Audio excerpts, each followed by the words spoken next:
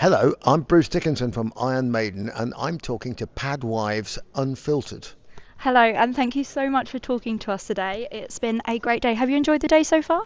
I have loved the day so far, and in fact, I was in Oslo last night, jumping around in my underwear in front of 20,000 people, and so it's quite a sea change to come down here and just go home, find a phone booth, change into uniform, and come down. And I've had a great time, and we'll continue through the evening. And at some point, I'll have to go to bed, and tomorrow I'll get up and do it all over again. Yes, you will be at Aldershot at the National Armed Forces Day. Are you looking forward to that? And I think you said that you weren't sure what your role would be. Well, my role is going to be whatever the RAF wants my role to be, because I'm here for them. I'm not here for me. You spent your life performing on some of the world's biggest stages and flying some remarkable aircrafts.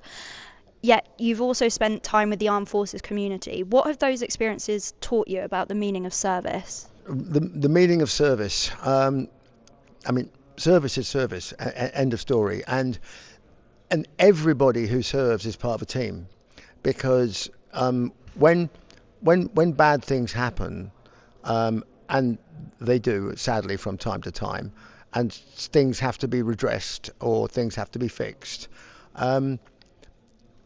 Usually it's the team that does that. And so everybody is part of that team.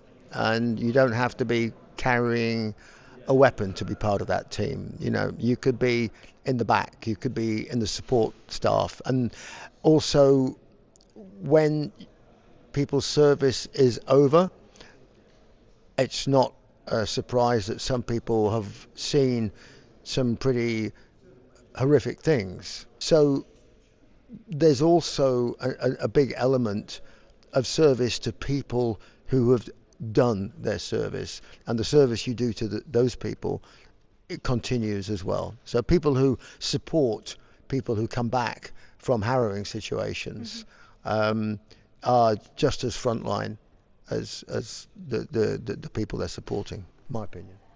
Absolutely. Military families, as we are both spouses, military families talk a lot about resilience, constant moving, separations, and uncertainty. You've lived a version of that being on tour for decades. What is the thing about the lifestyle that people romanticize that is actually really hard?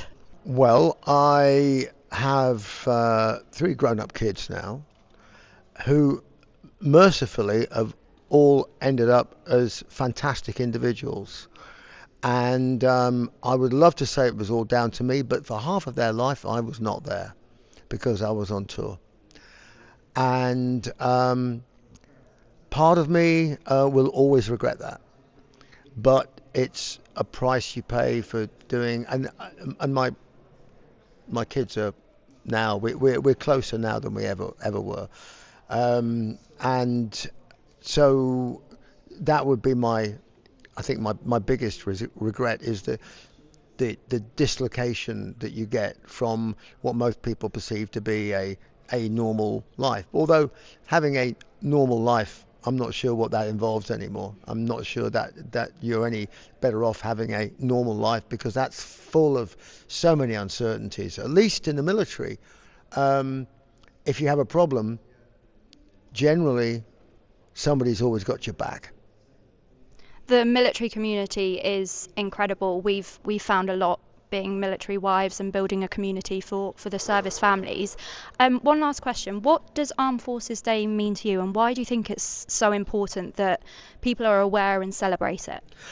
Well, the armed forces operate largely unseen. Unless you read about the armed forces, and because stuff might have happened in Afghanistan, or there's some event, or the Iranian war kicked off, and all this sort of stuff.